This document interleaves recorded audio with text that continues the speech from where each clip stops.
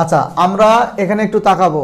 আমরা যে 4.1 যে অনুশীলনটি শেষ করছি, এই অনুশীলনী থেকে আমাদের একাডেমিক প্লাস বৃত্তিতে কিভাবে লিখিত অংশে প্রশ্ন আসতে পারে। যেমন আমরা শুধু 4.1টা জানছি হলো বর্গ বেস। কি বেস? বর্গ বেস, অর্থাৎ এই বর্গের সূত্রগুলো আমরা জানতাম। বিশেষ করে একটু দেখো, এদিকে দেখো, অনুসিদ্ধান্তগুলো জানতাম। A square plus B square সমান কি? A plus B whole square minus 2ab। আবার ওই এ স্কোয়ার প্লাস বি স্কোয়ারের আরেকটা অনুসিদ্ধান্ত ছিল, A minus B whole square plus কত? 2ab। আমি বলছিলাম এই দুটোর সাথে একটু মিল আছে নাকি? আবার A plus B whole square হলে হয় A minus B whole square plus 4ab। আবার এখানে যদি মাইনাস হয় তাহলে এখানে প্লাস মাইনাস কত? 4ab। জানতাম না? আচ্ছা, এই রকম সূত্র অনুসিদ্ধান্তগুলো আমরা জানছি। এখন এই 4.1-এর সবগুলো অঙ্ক করা হয়ে গেছে, অনুসিদ্ধান্ত সূত্র সব শেষ, আমরা বোর্ড বইয়ের অঙ্কগুলো কমপ্লিট করছি। এখন আমরা দেখতেছি যে এই 4.1 থেকে কিভাবে আমাদের বৃত্তি পরীক্ষা প্লাস একাডেমিক পরীক্ষায় প্রশ্ন আসতে পারে। একাডেমিক বলতে স্কুলের পরীক্ষায়। তাহলে এরকম একটা প্রশ্ন এখানে দেওয়া আছে।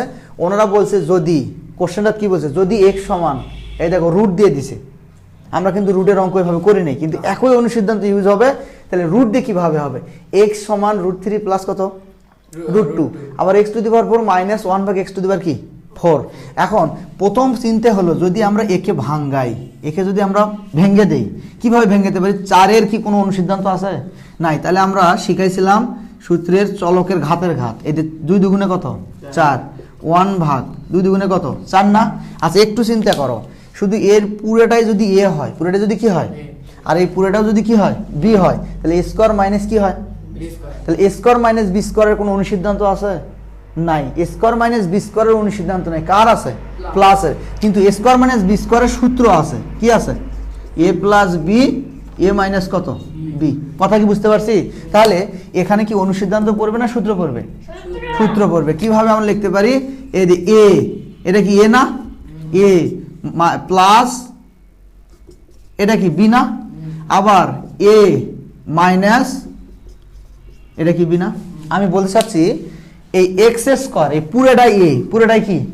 যদি মনে মনে বুঝাই তোমাকে, রেখ লাল কালি দিয়ে একটু দেখো, এই যে এটা যদি এ হয়, এটা যদি কি হয়?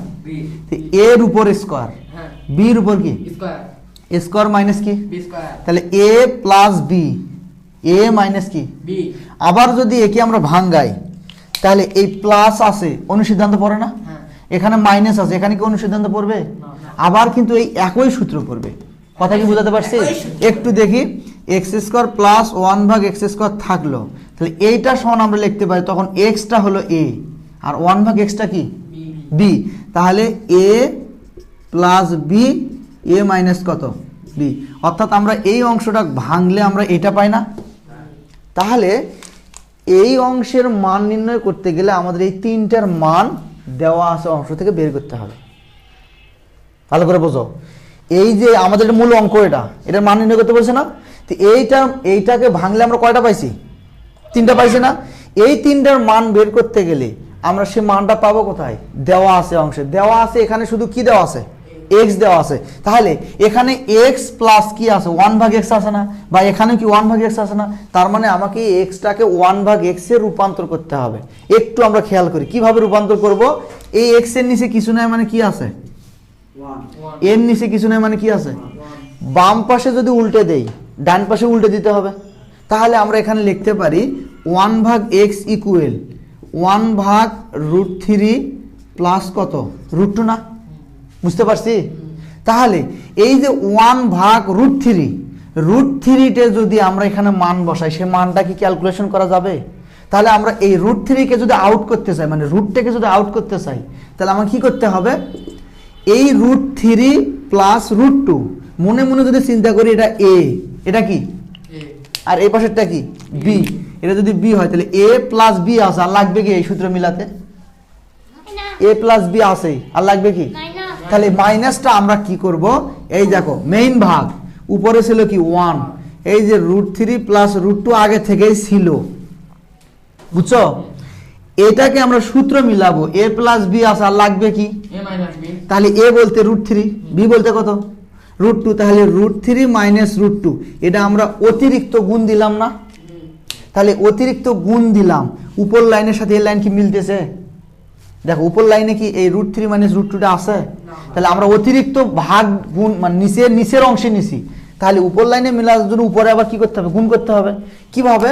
এই 1 এর সাথে যদি গুণ করি √3 মাইনাস কত, এদিকে তাকাও, √3 কত, √2 না? মনে মনে যদি এই অংশ কাটি তাহলে আগের লাইনের সাথে মিলা যায়। কথা কি বুঝতে পারছি? তাহলে আমরা এই উপরে 1 এর সাথে এর গুণ করলে হয় √3 মাইনাস কত, √2, নিচে এটা a এটা b, a plus b a minus কত, b, a plus b a minus b, তাহলে তার মান কত, স্কয়ার মাইনাস b স্কয়ার। তাহলে নিচে a বলতে কত, √3, তার উপর কি স্কয়ার, মাইনাস b বলতে কত, √2, তার উপর কি। স্যার এটাকে আমরা উল্টা করে দিলাম। বুঝতে পারছি? এটা এটা a plus b a minus কত, b স্কয়ার মাইনাস কি b স্কয়ার। এখন উপরে √3 মাইনাস √2 থাক, নিচে স্কয়ার আর রুট কাটলে কত, 3, স্কয়ার আর রুট কাটলে কত, 2 না? 3 থেকে 2 বিয়োগ করলে কত, 1, 1 দ্বারা যদি 1 ভাগ করি শুধুমাত্র √3 মাইনাস কত হয়। বুঝতে পারছি? হ্যাঁ, আমরা কিছুই করি নেই, স্কয়ার মাইনাস বি স্কয়ার সূত্র ইউজ করার জন্য আমরা এক্সট্রা করি a মাইনাস b বলতে √3 মাইনাস √2 নিয়েছিলাম, সেটা বেশি নিছি, এই জন্য উপরে গুণ করে বেশিটা কি করছি, মনে মনে বাদ দিছি, দিয়ে এই দুটোর মধ্যে সূত্র নিচে ফেলাইছি, আর উপরটা যা ছিল তাই। এই বুঝতে পারছি? এখন আমাদের এই যে মূল অঙ্কে x প্লাস লাগবে, x - 1/x লাগবে, তাহলে আমরা কিন্তু অলরেডি